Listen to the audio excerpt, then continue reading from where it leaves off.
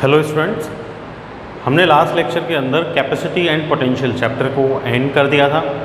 ठीक है, अब हम अपने नेक्स्ट चैप्टर की तरफ मूव करेंगे and our next chapter is current and electricity. Current and electricity is our next chapter. तो करंट एंड इलेक्ट्रिसिटी को स्टार्ट करने से पहले अपन यही जान लेते हैं कि current that is electric current क्या होता है। ठीक है, वैसे तो 10th क्लास में अपन करंट एंड इलेक्ट्रिसिटी के बारे में पूरा चैप्टर पढ़ के आए हैं। ठीक है ना। अब वही जो चैप्टर अपन ने पढ़ा था, वहाँ जो टॉपिक अपन ने स्टडी किए थे उनको अपन यहाँ डिटेल में देखेंगे। ठीक है, तो करंट या इलेक्ट्रिसिटी क्या होती है। हमको पता है कि कोई भी कंडक्टर, अपन ने कंडक्टर के बारे में 10th क्लास में पढ़ा था, कंडक्टर्स मेटल्स के बारे में पढ़ा था। उनके अंदर फ्री इलेक्ट्रॉन्स होते हैं। ठीक है, जो फ्री इलेक्ट्रॉन्स होते हैं, इलेक्ट्रॉन एज अ चार्ज, तो वो चार्ज जब मूव करता है, ठीक है, वो चार्ज कंडक्टर के अंदर तो फ्री इलेक्ट्रॉन है, लेकिन फ्री इलेक्ट्रॉन के अलावा भी अदर मटीरियल्स के अंदर और चीज़ों के अंदर डिफरेंट टाइप के चार्ज हो सकते हैं। तो वो जो चार्ज जब मूव करता है तो उस चार्ज की, नेट चार्ज की rate of flow that is dq upon dt, q is charge, rate of flow जो होती है चार्ज की, उसको अपन बोलते हैं इलेक्ट्रिक करंट। ठीक है, rate d upon dt, differentiation 10th class में अपन ने सिंपल फॉर्मूला पढ़ा था, q upon t, charge upon time. ठीक है, so the current is what, rate of flow of charge, rate of flow of charge. Charge भी कौन सा होना चाहिए, नेट चार्ज होना चाहिए। क्यों? क्योंकि भाई देखो, कोई भी ऐसा नहीं है कि कोई भी चार्ज के फ्लो होने से करंट फ्लो हो जाए, है ना। जैसे कि मान लो वाटर फ्लो हो रहा है। ठीक है, अब वाटर फ्लो हो रहा है तो वाटर के अंदर हम मानते हैं फिजिक्स के अंदर ऐसा कि हर एक जो ऑब्जेक्ट है वो एटम से बना है। एटम के अंदर इलेक्ट्रॉन प्रोटॉन हो सकते हैं, इलेक्ट्रॉन नेगेटिव चार्ज हो सकता है, होता है, प्रोटॉन पॉजिटिव चार्ज होता है। तो मान लो वाटर फ्लो कर रहा है, तो वाटर फ्लो कर रहा है तो उसके अंदर नेगेटिव इलेक्ट्रॉन भी फ्लो कर रहा है, एटम के अंदर है, उसके अंदर प्रोटॉन जो पॉजिटिव चार्ज है वो भी फ्लो कर रहा है। लेकिन ये चार्ज के फ्लो होने से फिर भी जब वाटर फ्लो करता है तो करंट तो जनरेट नहीं होता। क्यों? क्योंकि जो नेट चार्ज है ना, समेशन ऑफ क्यू, वो क्या है, 0 है। तो करंट तभी जनरेट होगा जब कौन फ्लो होगा, तब कोई नेट चार्ज फ्लो होगा। ठीक है, net charge must not be 0, तभी क्या होगा, करंट फ्लो होगा। तो rate of flow of charge is called electric current. ठीक है भाई, यूनिट इसकी क्या होती है, क्यू चार्ज की कूलम पर सेकंड, या फिर डायरेक्ट यूनिट थी दैट वाज एम्पियर। ठीक है, करंट की डायरेक्ट यूनिट क्या है, एम्पियर है। क्वांटिटी तो स्केलर ही थी। ठीक है, लेकिन स्केलर क्वांटिटी होने के बाद भी इसके पास क्या होती है, डायरेक्शन होती है। ये ऐसी क्वांटिटी है जो है तो स्केलर, पर इसके पास क्या है, डायरेक्शन है। ठीक, फिर स्केलर क्यों है भाई, डायरेक्शन है तो इसके पास डायरेक्शन होती तो है, लेकिन स्केलर इसलिए है क्योंकि ये वेक्टर एडिशन लॉ को फॉलो नहीं करती। ठीक है, कोई भी दो करंट अगर आ रहे हैं कोई भी एंगल थीटा पे, ये I1 और ये I2, तो इन दोनों का जो टोटल करंट होगा ना, वो इन दोनों के बीच में जो एंगल थीटा है उस पर डिपेंड नहीं करेगा। जबकि वेक्टर एडिशन लॉ में वेक्टर क्वांटिटीज के लिए ये जो मैग्नीट्यूड है ना टोटल का, वो किस पर डिपेंड करता है, इस डायरेक्शन पर, थीटा पर डिपेंड करता है। ठीक है, तो ये वेक्टर एडिशन लॉ को फॉलो नहीं करता, इसलिए एक ऐसी क्वांटिटी है, इसलिए ये स्केलर क्वांटिटी है। ठीक है भाई। अच्छा, डायरेक्शन तो होती है। डायरेक्शन अपन देखो दो तरह के करंट मानते हैं। एक तो मानते हैं कन्वेंशनल करंट, है ना, जो ट्रेडिशन से अपन मानते चले आ रहे हैं, ट्रेडिशन से अपन मानते चले आ रहे हैं कि भाई current flows from positive to negative. ठीक है, लेकिन कंडक्टर के अंदर अपन उसको इलेक्ट्रॉनिक करंट बोलते हैं, और कंडक्टर के अंदर कौन रीजन है, free electrons, and electrons move from negative to positive. इसलिए अपन ऐसे भी बोलते हैं कि भाई जो इलेक्ट्रॉनिक करंट है उसकी डायरेक्शन होती है नेगेटिव टू पॉजिटिव। अच्छा, अपन काम में तो यही लेते हैं, कन्वेंशनल करंट की direction that is always positive to negative. ठीक है, अब देखो मैं क्या बोल रहा हूँ कि भाई rate of flow of net charge है ये तो।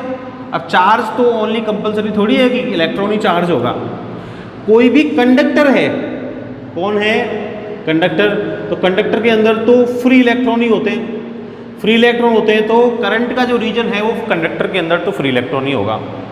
पर मान लो कोई इलेक्ट्रोलाइट है, कोई सॉल्यूशन आपको दे रखा है, ठीक है, अब उसके अंदर तो क्या होता है, उसके अंदर होते हैं चार्ज की फॉर्म में कैटायंस और एनायंस, और कैटायंस और एनायंस आर चार्जेस, तो उसके अंदर क्या फ्लो होते हैं, कैटायंस और एनायंस फ्लो होते हैं, तो वहाँ पे करंट का रीजन कौन हो गया, वहाँ पे करंट का रीजन हो गया कैटायंस और एनायंस। ऐसे ही जो सेमीकंडक्टर होता है, सेमीकंडक्टर उसके बारे में इस साल अपन पढ़ेंगे डिटेल में, फिजिक्स के अंदर, केमिस्ट्री के अंदर आपने इनका इंट्रो पढ़ा होगा। तो सेमीकंडक्टर होते हैं, सेमीकंडक्टर के अंदर या तो होते हैं इलेक्ट्रॉन्स और या फिर होते हैं holes, both are charge carriers. वहाँ पे इलेक्ट्रॉन और होल दोनों क्या होते हैं, चार्ज कैरियर होते हैं। तो सेमीकंडक्टर के अंदर इलेक्ट्रॉन और होल किसका रीजन है, करंट का रीजन है। तो यहाँ तो rate of flow of electron, यहाँ पे rate of flow of cation और एनायन, यहाँ पे rate of flow of electron और होल दैट इज करंट। तो वो डिपेंड करता है, चार्ज हो सकता है कोई भी, तो वो चार्ज के फ्लो करने से क्या करंट फ्लो होगा, करंट फ्लो होगा। ठीक है, तो current is what, rate of flow of charge. ठीक है ना। अब अपन बोलते हैं कि भाई देखो कंडक्टर की बात करेंगे अपन, तो यहाँ अभी तो कंडक्टर की बात करेंगे, फ्री इलेक्ट्रॉन हमेशा कहाँ होता है, सरफेस पे होता है। तो सरफेस पे होता है तो ये मूव भी कहाँ करता है, सरफेस पे करता है। तो जो करंट होता है ना, करंट, इलेक्ट्रिक करंट, वो कंडक्टर के कहाँ होता है, वो भी कंडक्टर के सरफेस पर ही मूव करता है। ठीक है, किसी भी कंडक्टर के अंदर मान लो करंट एंटर करेगा, चार्ज, भाई rate of flow of charge है, तो चार्ज फ्लो करेगा, तो जितना चार्ज एक साइड से एंटर करेगा क्यू, उतना ही फ्लो होके दूसरी साइड से फ्लो कर जाएगा, निकल जाएगा।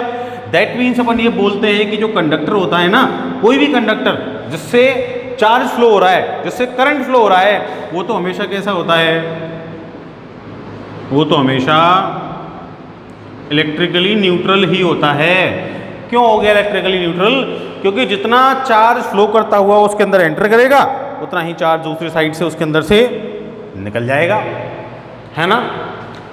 अब ये जो चार्ज फ्लो कर रहा है ना, मान लो कोई कंडक्टर है, ठीक है ना, इसके अंदर फ्लो ऑफ चार्ज से आई करंट इसके अंदर फ्लो कर गया, ये आगे वायर की थिकनेस मैंने क्या कर दी, कम कर दी, आगे वायर की थिकनेस और कम कर दी, तो अगर आई करंट एक बार एंटर कर गया इस वायर के अंदर, तो क्या ये करंट इसके क्रॉस सेक्शन एरिया पर डिपेंड करेगा, क्या नहीं करेगा। अगर एक बार आई करंट एंटर कर गया वायर के अंदर, तो क्रॉस सेक्शन एरिया कुछ भी हो जाए, करंट की वैल्यू क्या रहेगी, सेम रहेगी। तो एक बार फ्लो होने वाला करंट फिर वायर के क्रॉस सेक्शन एरिया पर डिपेंड नहीं करता। यहाँ आपने थिक वायर लगा दी, आगे थिन लगा दी, तो जितना करंट इधर से 2 एम्पियर जा रहा होगा, तो आगे थिन वाले वायर में भी क्या फ्लो होगा, 2 एम्पियर करंट ही फ्लो होगा। तो these are some properties of charge जिनको आपको याद रखना है। ठीक है भाई, अब इस चैप्टर के फर्स्ट टॉपिक की तरफ चलते हैं, और जो फर्स्ट टॉपिक है इस चैप्टर का that is free electron theory, जो कंप्लीटली अपन को करंट के फ्लो को डिस्क्राइब करती है। तो करंट को अगर अपन को समझना है तो अपन को क्या समझना पड़ेगा, फ्री इलेक्ट्रॉन थ्योरी को समझना पड़ेगा। तो our next topic is free electron theory. ठीक है भाई, क्या है फ्री इलेक्ट्रॉन थ्योरी। देखो कोई भी कंडक्टर की बात करेंगे अभी अपन इस चैप्टर में, ठीक है, बाकी सारी चीज़ें बाद में, सेमीकंडक्टर बाद में आएगा सेकंड बुक के अंदर। किसी भी कंडक्टर के अंदर जो इलेक्ट्रॉन होते हैं ना, इलेक्ट्रॉन वो कैसे होते हैं, फ्री। ठीक है, फॉर एग्जांपल मैं कॉपर का एग्जांपल ले लूँ, कॉपर के अंदर 1 मीटर क्यूब में ऑलमोस्ट 10 पावर 29 इलेक्ट्रॉन होते हैं, किसमें, पर मीटर क्यूब वॉल्यूम में। ठीक है, अच्छा ये जो पर मीटर क्यूब मतलब यूनिट वॉल्यूम में जो इलेक्ट्रॉन का नंबर है ना, इसको अपन बोलते हैं इलेक्ट्रॉन डेंसिटी। ठीक है। तो अपन ऐसे बोल सकते हैं कि भाई ये कंडक्टर के अंदर कितने 10⁻29 इतने ऑलमोस्ट होते हैं सबके अंदर, थोड़ा कम थोड़ा ज़्यादा, मैं ये एवरेज लेके चलता हूँ। तो लेड जो अपना कंडक्टर है उसके अंदर ऑलमोस्ट कितने होते हैं 10⁻29 इलेक्ट्रॉन्स होते हैं पर मीटर क्यूब, मतलब यूनिट एरिया यूनिट वॉल्यूम के अंदर। ठीक है। अब ये जो इलेक्ट्रॉन्स होते हैं ये कैसे होते हैं, फ्री होते हैं। फ्री कैसे होते हैं कि भाई ये एटम से बाहर आ चुके होते हैं। ठीक है। एटम से जो इन पे इनका जो एटम होता है वो एटम के अंदर जो इलेक्ट्रॉन है वो इलेक्ट्रॉन कहाँ होंगे, देखो ये बीच में न्यूक्लियस होता है पॉजिटिवली चार्ज फ्री ऑर्बिट्स, ऐसे मानते हैं अपन ये इलेक्ट्रॉन्स, तो ये फोर्स ऑफ अट्रैक्शन से बाइंड होते हैं। अब जैसे जैसे क्या होता है कि जैसे जैसे ये आउटर ऑर्बिट की तरफ अपन जाते हैं वैसे वैसे ये जो फोर्स ऑफ अट्रैक्शन है इलेक्ट्रॉन्स का और न्यूक्लियस का ये कैसा होता जाता है, वीक होता जाता है। 11th क्लास केमिस्ट्री में अपन ने ऐसा पढ़ा है ना। और ये वीक होता जाता है तो आउटर मोस्ट जो इलेक्ट्रॉन होता है, तो आउटर शेल्स में आउटर ऑर्बिट्स में जो इलेक्ट्रॉन होते हैं उनको वेरी स्मॉल एनर्जी प्रोवाइड करके अपन क्या कर सकते हैं, वहाँ से फ्री कर सकते हैं। ठीक है। उनका बॉन्ड अपन ब्रेक कर सकते हैं, उनको अपन इस न्यूक्लिक अट्रैक्शन से निकाल सकते हैं। तो जो न्यूक्लिक अट्रैक्शन से निकल गया वो क्या हो गया, दैट इज निकल गया है एनर्जी लेके, तो ये इलेक्ट्रॉन क्या हो गया, ये इलेक्ट्रॉन हो गया फ्री इलेक्ट्रॉन। ठीक है। तो इसी तरह के फ्री इलेक्ट्रॉन्स अपने कंडक्टर्स में होते हैं। अब देखो जिस एटम से आया उसमें इलेक्ट्रॉन निकल के आ गया तो वो तो क्या होता है, पॉजिटिवली चार्ज पॉजिटिव आयन होता है, वो आयन क्रिएट हो जाएगा। इसका मतलब क्या हो गया कि भाई जितने इलेक्ट्रॉन हैं उतने ही क्या होंगे उसके अंदर पॉजिटिव आयन भी होंगे। ठीक है। पर जो पॉजिटिव आयन है ना वो तो कैसा है, हैवी इमूवेबल, तो उसकी वजह से करंट फ्लो नहीं होगा। ठीक है। अब ये जो इलेक्ट्रॉन है फ्री इलेक्ट्रॉन्स ये कहाँ कलेक्ट होता है, पता है अपन को, ये कलेक्ट होता है सरफेस के पास। ठीक है। सरफेस के पास क्या करता है, ये क्लाउड फॉर्मेशन बनाता है, मतलब ये क्लाउड के जैसे कलेक्ट हो जाते हैं, जैसे क्लाउड है ना। अभी आजकल बारिश का सीजन चल रहा है तो देख रहे हैं अपन कैसे क्लाउड्स कलेक्ट होते हैं, एक जगह सारे वाटर ड्रॉपलेट्स कलेक्ट हो जाती हैं। इसी तरह इलेक्ट्रॉन्स कलेक्ट हो जाते हैं सरफेस के पास और क्लाउड की शेप में कलेक्ट हो जाते हैं, तो इनको अपन इलेक्ट्रॉन क्लाउड भी बोलते हैं। ठीक है भाई। तो ये इलेक्ट्रॉन क्लाउड वहाँ होते हैं किसके अंदर, कंडक्टर के अंदर। अब क्या होता है कि ये जो इलेक्ट्रॉन्स हैं जो इलेक्ट्रॉन क्लाउड के अंदर हैं ये थर्मल एनर्जी लेते हैं। थर्मल एनर्जी, थर्मल मतलब हीट, कहाँ से लेते हैं थर्मल एनर्जी, एनवायरनमेंट से लेंगे। कहाँ से लेंगे, एनवायरनमेंट से लेंगे। ठीक है। नेचर से लेंगे ये थर्मल एनर्जी लेके, और थर्मल एनर्जी लेके क्या होगा, इनको कुछ ना कुछ एनर्जी मिल रही है, एनर्जी मिलेगी मूव करेंगे, तो ये थर्मल वेलोसिटी से मूव करते हैं। किस वेलोसिटी से मूव करते हैं भाई, थर्मल एनर्जी ले रहे हैं तो जिस वेलोसिटी से मूव करेंगे उसको अपन क्या बोल रहे हैं, उसको बोल रहे हैं अपन थर्मल वेलोसिटी। तो फ्री इलेक्ट्रॉन्स थे, सरफेस पे थे, क्लाउड बनाया, इलेक्ट्रॉन क्लाउड उनको बोला, उन्होंने थर्मल एनर्जी ली कहाँ से, एनवायरनमेंट से, और थर्मल वेलोसिटी से मूव करने लग गए। कितनी है थर्मल वेलोसिटी, 10⁻7 सेंटीमीटर पर सेकेंड, ऑलमोस्ट 10⁻5 मीटर पर सेकेंड। इस थर्मल वेलोसिटी से ये जो इलेक्ट्रॉन्स हैं वो क्या करने लगते हैं, मूव करने लगते हैं। लेकिन एक गड़बड़ है इस मोशन में, ये जो मोशन है ना ये टोटल मोशन कैसा मोशन है, रैंडम मोशन है। कैसा मोशन है, रैंडम मोशन है। एक इलेक्ट्रॉन इधर इधर गया, इधर इधर इधर, पता नहीं किधर किधर जाएगा, डिफरेंट थर्मल वेलोसिटी से। दूसरा वाला इलेक्ट्रॉन ये पता नहीं किधर भी जा सकता है। तो इनकी जो वेलोसिटीज हैं वो कैसी वेलोसिटीज हैं, रैंडम वेलोसिटीज है। तो रैंडम वेलोसिटीज है मतलब जो टोटल डिस्प्लेसमेंट इनका आता है ना वो 0 आता है। ठीक है। सबका जब एवरेज टोटल अपन क्या निकालते हैं, टोटल जब इनकी अपन डिस्प्लेसमेंट निकालते हैं तो हमेशा क्या आता है, 0 आता है। इसलिए इनकी जो थर्मल वेलोसिटी यू से डिनोट करते हैं अपन उसको, वो भी हमेशा क्या होती है, टोटल 0 होती है। तो थर्मल वेलोसिटी 0 हो गई ड्यू टू रैंडम मोशन। क्यों, क्योंकि टोटल डिस्प्लेसमेंट, भाई वेलोसिटी तो डिस्प्लेसमेंट अपॉन टाइम ही है। जब डिस्प्लेसमेंट टोटल 0 हो गया ड्यू टू रैंडम मोशन तो वेलोसिटी भी तो कॉन्सेप्चुअली क्या हो गई, 0 ही हो गई। अब 0 हो गई इसका मतलब क्या हो गया कि भाई मोशन तो, अरे जिसकी वेलोसिटी 0 मतलब वो तो चला ही नहीं, हमारे साथ तो चला ही नहीं वो, है ना। कॉन्सेप्चुअली तो उसका डिस्प्लेसमेंट 0 है, तो मोशन क्या हो गया उसका, मोशन तो उसका हुआ ही नहीं, तो मोशन उसका हुआ नहीं तो फ्लो भी नहीं हुआ। फ्लो, मोशन नहीं हुआ तो फ्लो भी नहीं हुआ, फ्लो नहीं हुआ तो करंट फ्लो नहीं होगा। इसीलिए क्या होता है भाई, कंडक्टर्स कहीं रखे हुए हैं, मेटल्स कहीं रखे हुए हैं, काफ़ी सारे मेटल्स आप अपने आसपास रूम में देख सकते हो, उनके अंदर करंट फ्लो नहीं होता जनरली। भाई जनरली कहीं रखे हुए होते हैं तो उनके अंदर करंट फ्लो थोड़ी होता है, जबकि उनके अंदर फ्री इलेक्ट्रॉन्स होते हैं, वो थर्मल वेलोसिटी से मूव कर रहे होते हैं, पर due to random motion of all the electrons उनका जो नेट मोशन है वो क्या हो गया, जीरो हो गया, तो इसलिए करंट फ्लो वो नहीं करवाते। ठीक है भाई। तो अगर मैं इलेक्ट्रॉन्स का थर्मल वेलोसिटीज, फर्स्ट की u1, सेकंड की u2, थर्ड की u3, फोर्थ की u4 और nth इलेक्ट्रॉन की un लेट करूं, तो सबका जो एवरेज होगा, मींस एवरेज जो थर्मल वेलोसिटी होगी अपॉन n से डिवाइड कर दिया, नंबर ऑफ सारी वेलोसिटी ऐड करके नंबर ऑफ इलेक्ट्रॉन्स कितने हैं, n है, जो टोटल थर्मल वेलोसिटी है u, वो हमेशा क्या होगी, जीरो होगी। ठीक है भाई, टोटल थर्मल वेलोसिटी क्या हो गई, जीरो। क्यों? क्योंकि टोटल जो डिस्प्लेसमेंट है वो क्या हो गया, जीरो हो गया। इसकी वजह से नॉर्मल कंडीशन में जो अपने कंडक्टर हैं उनके अंदर कोई करंट फ्लो नहीं होता। ठीक है, फिर क्या होगा, अब ये तो क्या नॉर्मल कंडीशन की मैंने बात कर ली, पर अगर मान लो उस कंडक्टर को मैं किसी भी सोर्स से कनेक्ट कर दूं, लाइक बैटरी से कनेक्ट कर दूं, ठीक है, ये मेरा कंडक्टर,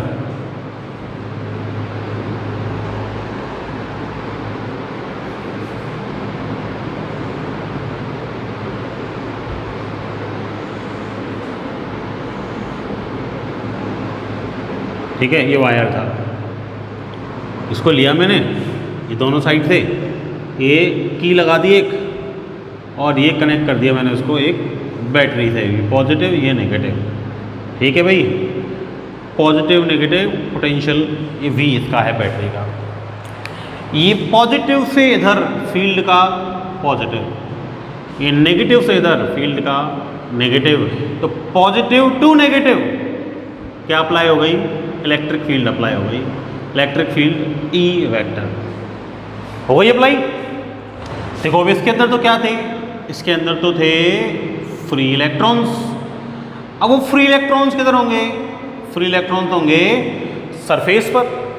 ठीक है, अब फ्री इलेक्ट्रॉन सरफेस पे होंगे, this is negative of field, this is positive of field. Electrons are negative charge, electrons negative charge से इधर से रिपेल होंगे, इधर अट्रैक्ट होंगे, तो क्या होगा कि भाई इलेक्ट्रिक फील्ड के अंदर चार्ज रखा है, तो इलेक्ट्रिक फील्ड के अंदर जब चार्ज होता है तो उस पर कितना फोर्स लगता है, F equal to Q E. First chapter के अंदर पढ़ाया गया अपन ने, इलेक्ट्रिक फील्ड E के अंदर चार्ज Q को प्लेस करें तो फोर्स अप्लाई होगा, and the value of force will be F equal to Q E. उस फोर्स के इफेक्ट से क्या करेगा इलेक्ट्रॉन, इधर से और इधर पॉजिटिव की साइड इलेक्ट्रॉन्स क्या करने लगेंगे, मूव करने लगेंगे। क्या अब देखो क्या हो रहा है कि देखो ये इलेक्ट्रॉन, ये सेकंड वाला ये electron, this electron, this electron, this electron, ये जो इलेक्ट्रॉन्स हैं ये इलेक्ट्रॉन्स पे अपन ने क्या किया, इलेक्ट्रिक फील्ड अप्लाई कर दी इलेक्ट्रिक फील्ड। अब ये क्या कर रहे हैं, इलेक्ट्रिक फील्ड के अपोजिट डायरेक्शन में नेगेटिव टू पॉजिटिव मूव करना चाहेंगे। ये इलेक्ट्रॉन, देखो ये इलेक्ट्रॉन क्या करेगा, इस पे फोर्स लग रहा है, यूनिडायरेक्शनल फोर्स, इधर नेगेटिव टू पॉजिटिव। फोर्स की डायरेक्शन कहाँ होगी, फोर्स की डायरेक्शन वही होगी जो इलेक्ट्रिक फील्ड की डायरेक्शन है, दोनों की डायरेक्शन सेम। अब क्या होगा कि भाई देखो ये भी इलेक्ट्रिक फील्ड, भाई फोर्स की डायरेक्शन इलेक्ट्रिक फील्ड की डायरेक्शन में होगी, तो देखो क्या होगा कि भाई देखो ये तो क्या है, नेगेटिव चार्ज कहाँ जाएगा, नेगेटिव टू पॉजिटिव, तो नेगेटिव टू पॉजिटिव जाएगा, तो नेगेटिव टू पॉजिटिव, इधर नेगेटिव था इधर पॉजिटिव था, ये इधर मूव करने लगेगा यूनिडायरेक्शनल। ठीक है, अब ये सारे इलेक्ट्रॉन्स क्या करेंगे, ऐसे मूव करना स्टार्ट कर देंगे। अच्छा, पहले तो इनका रैंडम मोशन हो रहा था, पहले जो इनका मोशन हो रहा था वो रैंडम मोशन था थर्मल वेलोसिटी से, तो रैंडम मोशन तो अभी भी होगा, लेकिन वो फाइनली कहाँ जाएगा, फाइनली तो वो आगे की डायरेक्शन में जाएगा, किधर, इधर उस पर फोर्स अप्लाई हो रहा है इलेक्ट्रिक फील्ड के अंदर, तो मान लो ये इधर भी आएगा, थोड़ा बहुत रैंडम मोशन भी करेगा, इधर आएगा, ठीक, ऐसे ऐसे ऐसे ऐसे ऐसे, लेकिन फाइनली किधर जाएगा, फाइनली तो एक स्पेसिफिक डायरेक्शन में ही जाएगा। अच्छा अब क्या होगा कि देखो अपन ने इलेक्ट्रिक फील्ड लगाई भाई, पोटेंशियल अप्लाई किया, पोटेंशियल डिफरेंस, इलेक्ट्रिक फील्ड लगी, उससे इसको एनर्जी मिलेगी। एनर्जी मिलेगी तो क्या होगा, इसकी जो काइनेटिक एनर्जी है इलेक्ट्रॉन्स की वो क्या होने लग जाएगी, इंक्रीज होने लग जाएगी। ठीक है, अब काइनेटिक एनर्जी इंक्रीज होने लगेगी, भागने लगेंगे। कितने इलेक्ट्रॉन्स हैं, बहुत सारे, ऑलमोस्ट कितने 10 पावर 29 इलेक्ट्रॉन्स जा रहे हैं, एक ही पाथ पे जाने लगेंगे सारे इलेक्ट्रॉन्स। ठीक है, अब सारे इलेक्ट्रॉन्स एक ही पाथ पे जब जाने लगेंगे तो उस रोड पे तो बहुत ज़्यादा ट्रैफिक हो जाएगा। होगा तो क्या होगा, सब भागना चाहते हैं, बहुत ज़्यादा फास्ट वेलोसिटी से सब लोग भागना चाहते हैं, सबके पास काइनेटिक एनर्जी है, इतने सारे इलेक्ट्रॉन्स हैं, एक ही पाथ पे जाएंगे तो क्या होगा आपस में, तो आपस में इनमें कोलिजन होगा, टकराएंगे एक दूसरे से। कोलिजन होगा तो क्या होगा, इलेक्ट्रॉन आया, इससे कोलाइड किया, इधर आया, इससे कोलाइड किया, इधर आ गया, इससे कोलाइड किया, इधर आया, इससे कोलाइड किया, इधर आया, इससे कोलाइड किया। ऐसे कोलिजन करते करते हुए इलेक्ट्रॉन्स क्या करेंगे, आगे बढ़ेंगे। अब क्या होगा, जब भी कोलिजन होगा ना, तो कोलिजन जब होगा तो हर बार कोलिजन में इसकी जो काइनेटिक एनर्जी है वो क्या होगी, ड्रॉप होगी, उसका लॉस होगा। हर बार के कोलिजन में इलेक्ट्रॉन्स की काइनेटिक एनर्जी का लॉस होगा।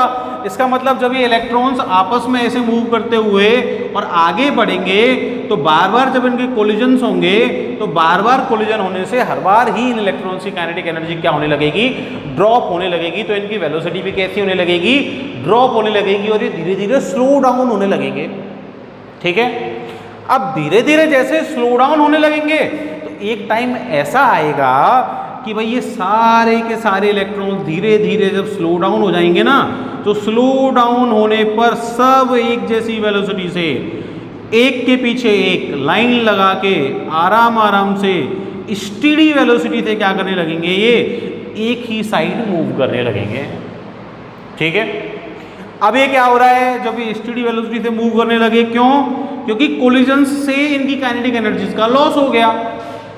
ठीक है, ये एक इलेक्ट्रॉन की मैं बात करता हूँ। ठीक है, मान लो ये वाला एक इलेक्ट्रॉन था, इधर से चला, एक कोलिजन इधर किया, दूसरा वाला कोलिजन इधर किया, थर्ड वाला कोलिजन इधर किया, फोर्थ कोलिजन इधर किया।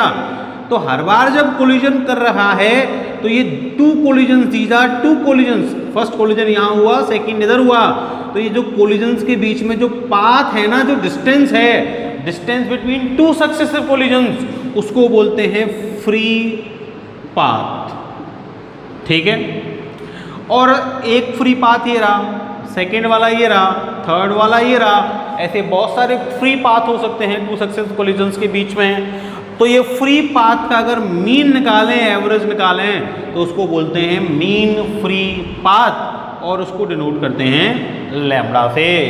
So the distance, average distance between two successive collisions is called mean free path. ठीक है क्या, इस मीन फ्री पाथ को कवर करने में टाइम भी लगेगा, यहाँ से यहाँ तक आएगा टाइम लगेगा, यहाँ से यहाँ तक आएगा टाइम लगेगा, यहाँ से यहाँ तक आएगा टाइम लगेगा।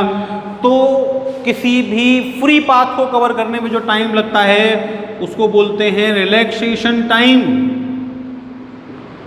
या फिर फ्री टाइम। ठीक है, और जो इनका एवरेज होगा मीन फ्री पाथ को कवर करने में लगे हुए mean relaxation time, relaxation time के मीन को, उसको अपन बोलेंगे एवरेज रिलैक्सेशन टाइम या फिर मीन फ्री टाइम। ये जो एवरेज रिलैक्सेशन टाइम या मीन फ्री टाइम होता है, इसको अपन रिप्रेजेंट करते हैं टॉर्क से।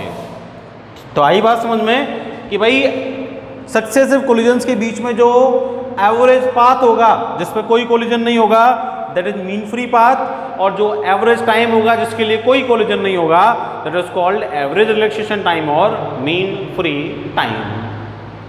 अब क्या होगा, अब इलेक्ट्रॉन तो एक स्पेसिफिक डायरेक्शन में मूव करने लग गए, तो उनको क्या मिल जाएगा, नेट डिस्प्लेसमेंट हो जाएगा। नेट डिस्प्लेसमेंट हो गया तो नेट वेलोसिटी मिल जाएगी, और नेट वेलोसिटी मिल जाएगी मतलब नेट फ्लो होने लग गया चार्जेस का, और यही तो करंट होता है, the rate of flow of charge, the net flow of charges, वही तो जनरेट करता है करंट को। तो जब नेट फ्लो होने लग जाएगा तो यहाँ क्या जनरेट हो जाएगा, यहाँ तो करंट जनरेट हो जाएगा। तो इसका मतलब करंट कब जनरेट होगा, तब जनरेट होगा जब ये इलेक्ट्रॉन एक स्टीडी वेलोसिटी से मूव करने लगेंगे। अब ये जो इलेक्ट्रॉन है ये देखना किधर से किधर जा रहे हैं, ये नेगेटिव से पॉजिटिव। नेगेटिव के पास इलेक्ट्रॉन्स की जो डेंसिटी है वो क्वांटिटी हाई होनी चाहिए, किधर जा रहे हैं पॉजिटिव, जहां इलेक्ट्रॉन्स की क्वांटिटी कैसी होनी चाहिए, स्मॉल। तो हायर कंसंट्रेशन टू किधर जा रहे हैं, लोअर कंसंट्रेशन, इलेक्ट्रॉन मूव कर रहे हैं। इस प्रोसेस को अपन बोलते हैं ड्रिफ्टिंग। क्या बोलते हैं इस प्रोसेस को, ड्रिफ्टिंग।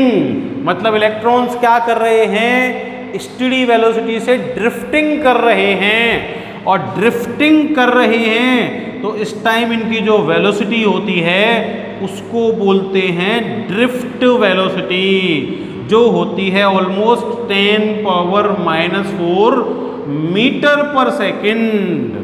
तो this drift velocity is the steady velocity, ठीक है, जिससे मूव करने पर कंडक्टर के अंदर इलेक्ट्रॉन्स क्या फ्लो करवाते हैं, इलेक्ट्रॉन्स करंट फ्लो करवाते हैं।